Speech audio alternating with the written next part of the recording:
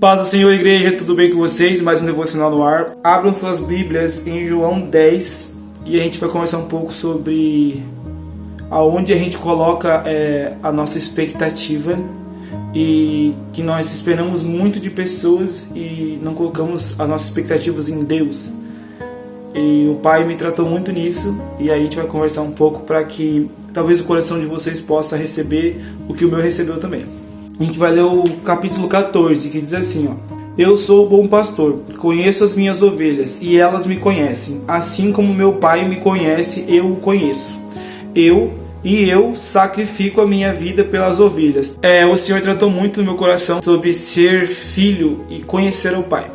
Mas o que o Senhor realmente colocou no meu coração, que eu quero conversar com vocês, é sobre expectativas. Nós, como ovelhas que estão numa igreja servindo a um corpo, nós colocamos as nossas expectativas muito nos nossos pastores, nossas lideranças, e às vezes nós temos que entender que o nosso pastor que morre por nós, que dá vida por nós, que não nos abandona e está com nós a todo tempo, o pastor do nosso coração, além do nosso pastor da igreja, é o Senhor. Que nós temos que colocar toda a nossa expectativa, o nosso amor, o nosso contexto, nós temos que tentar buscar ser como Cristo foi. Essa palavra falou muito no meu coração. Esse tempo onde eu coloquei um pouco de expectativa nos homens e não no Pai, sabe? E o Pai meio que quis dizer para mim, filho, eu sou bom pastor. Eu quem pastoreio o seu coração quando você está em casa, eu pastoreio o seu coração quando você está frustrado. E Jesus diz que eu sou o bom pastor, conheço as minhas ovelhas e elas me conhecem. O elas me conhecem é algo muito necessário para que você que está em guerra, você que está sofrendo, você que está na luta, você que está vivendo um propósito e entregou seus dias a Cristo, você conhece Jesus? Porque diz assim, eu sou bom pastor, conheço as minhas ovelhas e elas me conhecem. Será que nós estamos realmente buscando conhecer a Cristo ou estamos tentando mostrar para as nossas lideranças e pastores da nossa igreja que a gente está ali para servir? Será que nós realmente estamos conhecendo Cristo no nosso quarto ou nós estamos conhecendo Cristo no domingo e nos cultos de jovens? Será que eu conheço a voz de Deus ou eu conheço só a voz do meu pastor terreno, sabe? Diz assim, conheço as minhas ovelhas.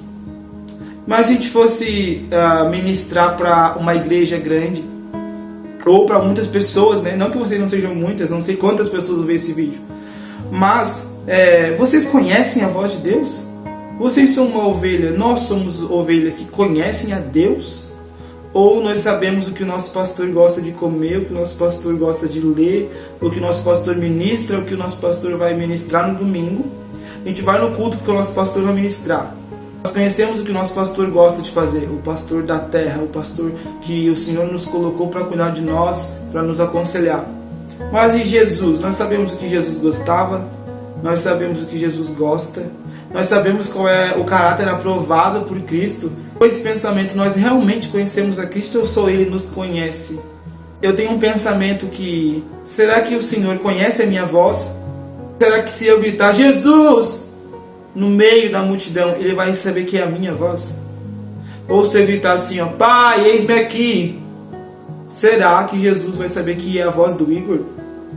Porque Ele nos conhece. Mas nós conhecemos Ele? Aqui diz que Ele nos conhece, mas nós estamos tentando conhecê-lo também?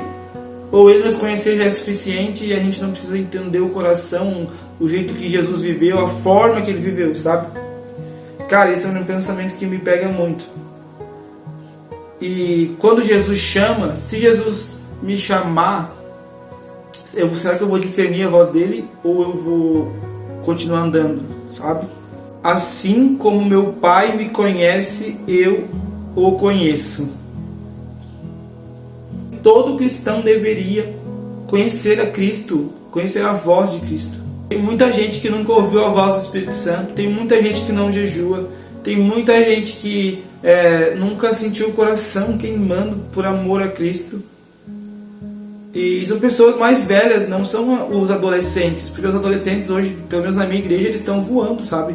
Eles estão orando, jejuando, e muitas pessoas da minha idade, de 20 a 30 anos, 40 anos, tipo, se perderam no meio da religiosidade. Isso é algo que nós temos que buscar alimentar todos os dias, que é nos alimentar da palavra, mas nos alimentar do Espírito. Porque se eu fosse ler, sabe, a Bíblia só por ler, é à toa, sabe? O que o Espírito Santo quer falar comigo através da palavra? É uma coisa que nós temos que colocar em prática. O que o Espírito Santo quer falar através da palavra. Ou eu vou ler só o versículo do dia e é suficiente. A coisa que eu busco muito é o que o Espírito quer falar comigo.